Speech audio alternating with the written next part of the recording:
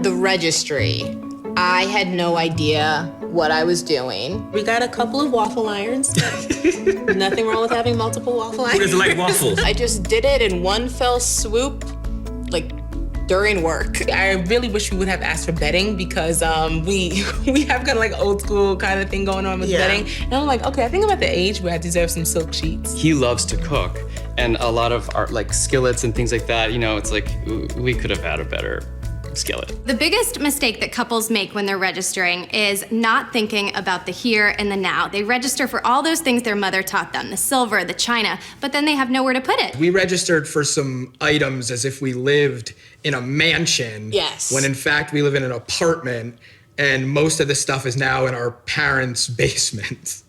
It really is. Yeah. Think about what it is that you want. A lot of couples are already living together, so maybe you don't want home appliances.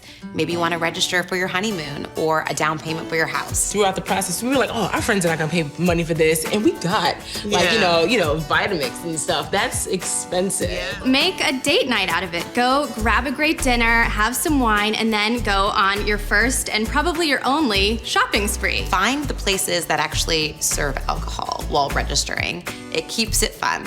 We told people that if they would like to do money in lieu of a physical gift, that would be better. So at first we were like kind of worried about it coming off as tacky, like to have like a button where people could just do funds, but people understood. It's totally okay to ask your guests to give you money.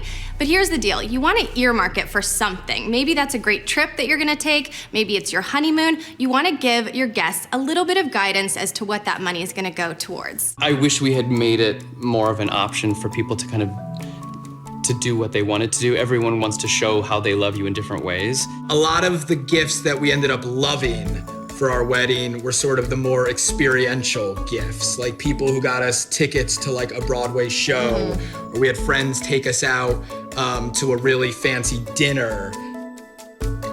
It is so easy to register these days. All you have to do is pull out your computer, pop onto one of the great registry sites, and you're done. You don't even have to leave your house, so no excuses. You should register almost as soon as you're engaged before you make the announcement, because the last thing you want to do is be running around and pulling things off shelves and throwing them into registry and ending up with stuff that maybe you don't need. The physical gifts that we did receive were so interesting and personal, and we love those too. I mean, you know, who doesn't love a gift? You know.